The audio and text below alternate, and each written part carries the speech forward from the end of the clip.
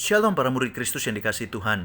Pada bagaimana kali ini kita akan merenungkan tema tantangan yang ada di tangan yang diambil dari 1 Yohanes pasal 5 ayat 21. Demikian firman Tuhan. Anak-anakku, waspadalah terhadap segala berhala. Saudara, pernahkah saudara mengamati bagaimana akhir sebuah surat ditulis, khususnya untuk orang-orang yang kita kasihi? Terima kasih untuk dukungan yang diberikan, Tuhan memberkati. Atau semoga kita dapat bertemu kembali dalam kondisi sehat dan bersemangat, Tuhan Yesus memberkati. Atau tetap jaga kesehatan, doa dan harapanku menyertai, semoga Tuhan mengaruniakan kekuatan. Dan saudara, ada berbagai macam bentuk penutup dari sebuah surat yang secara umum menyampaikan harapan atau sesuatu yang baik. Tetapi saudara, bagaimana jika penutup dalam sebuah surat adalah peringatan? Saudara, itulah yang tertulis dalam surat Rasul Yohanes kepada orang-orang Kristen diaspora yang menyebar ke berbagai daerah.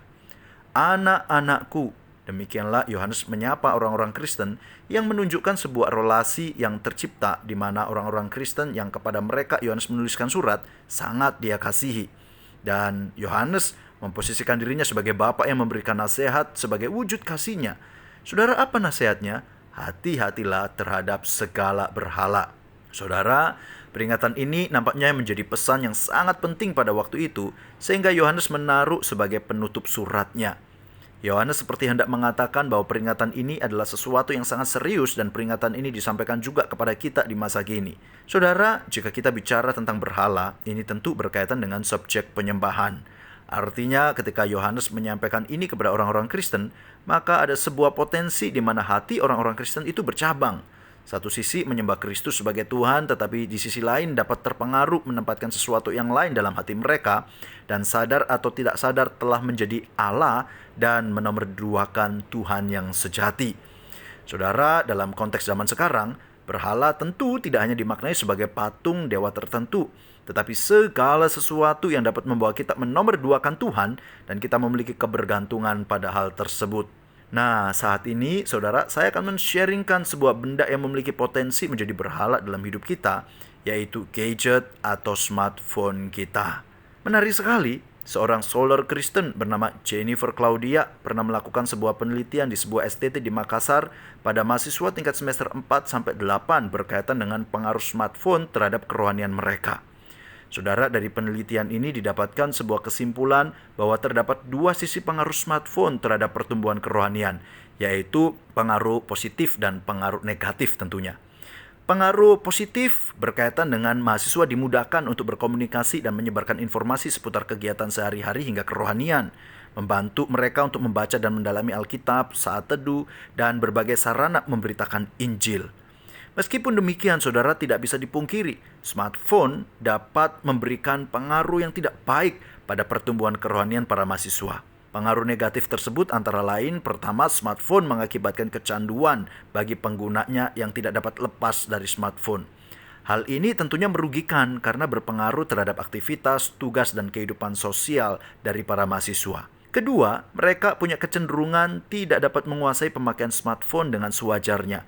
Hal ini berkaitan dengan ketergantungan atau kecanduan dari mahasiswa-mahasiswa tersebut. Ketiga, smartphone dapat menjadi penghambat dalam pertumbuhan rohani karena menjadikan mahasiswa malas untuk melakukan hal-hal rohani seperti berdoa, membaca Alkitab, bersaat teduh, karena sudah tidak fokus dengan apa yang seharusnya mereka lakukan untuk membangun kerohanian mereka. Hal ini, saudara, karena disibukkan dengan memainkan smartphone yang dimilikinya. Nah, saudara, memang responden dari penelitian ini adalah para mahasiswa di sebuah STT. Tetapi penelitian ini tentu dapat menjadi sebuah cermin bagi kita karena kita pun tidak imun terhadap godaan gadget yang dapat menyita perhatian kita. Sudahkah saudara kita bijak dalam menggunakan gadget kita? Apakah dengan gadget di tangan kita dapat membangun komunikasi yang baik dengan sesama, baik secara langsung ataupun medsos kita, yang melaluinya kita dapat melayani Tuhan? Apakah dengan gadget kita dapat menggunakan aplikasi-aplikasi yang mendukung kita merenungkan firman Tuhan?